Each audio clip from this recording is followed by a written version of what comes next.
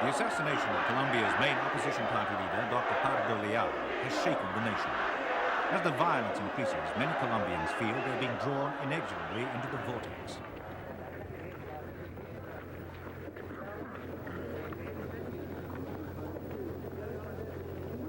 The country has become accustomed to acts of violence, but when 30 soldiers were killed in a guerrilla ambush a few months ago, the level of violence escalated.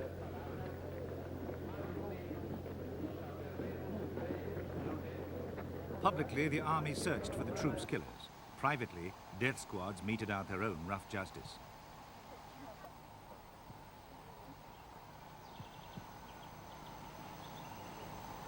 Guerrilla groups remain active in Colombia despite a ceasefire agreement that was reached in 1985 between anti-government forces and the then-President Belisario Betancourt. The accord was meant to end the attacks and killings, disrupting political and social life, and to a certain extent, it had some success. But the country has a reputation for insecurity, a country where problems are compounded by the production and sale of illegal drugs, a country where the church and once dominant upper classes have lost much of their power, a country where might is right.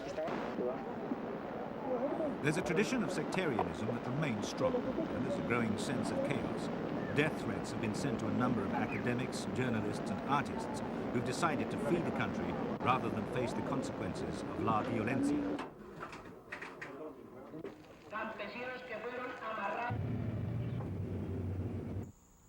The police have had a number of successes against gangs of kidnappers.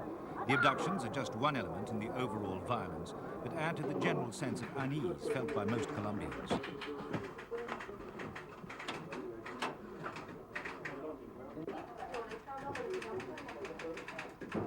In some areas, parliamentary gangs, guerrillas and common criminals all operate with an apparent impunity.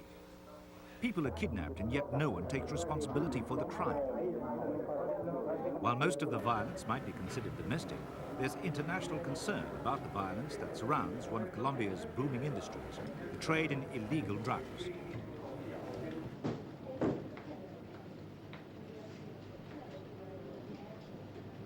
America's Drug Enforcement Agency claims that 80% of the world's cocaine business is controlled by a small group of Colombians, men who've grown extremely rich from the coca crop. Washington has given material support to the Bogota authorities to try to stem the flow of illegal drugs. But after a campaign of terrorism, judges and politicians have abandoned efforts to jail or extradite to America the drug traffickers.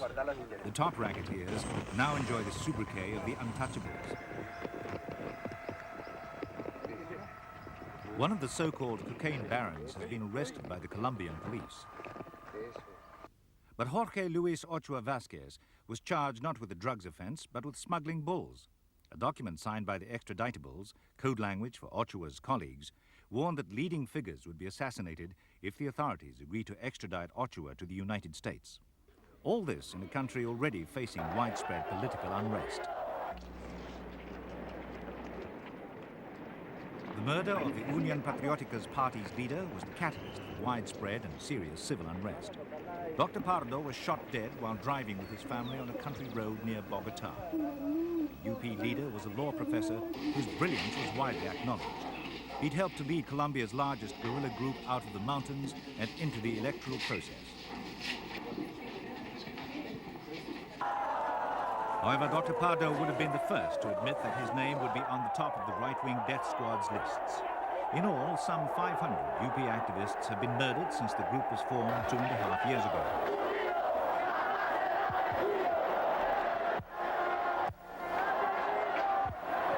Supporters of the UP vented their anger on buildings in the capital. There are plans to open Colombia's tightly controlled two-party system of ruling liberals and opposition conservatives to a third force. It's a place the left-wing Unión Patriótica can fill. Pardo became the victim of those opposing the plans. President Vigilio Barco has condemned the assassination. While not sharing Pardo's politics, Barco enjoyed a good working relationship with the UP leader. The president called for reconciliation and tolerance. The remaining elements in the complex equation are the armed forces. widely claimed that members of the right-wing death squads are drawn from the military ranks. Opposition groups doubt that Barca, whatever other action he takes, will move against the squad, especially when his defense minister, seen with him here, has publicly supported them. La violencia seems set to continue.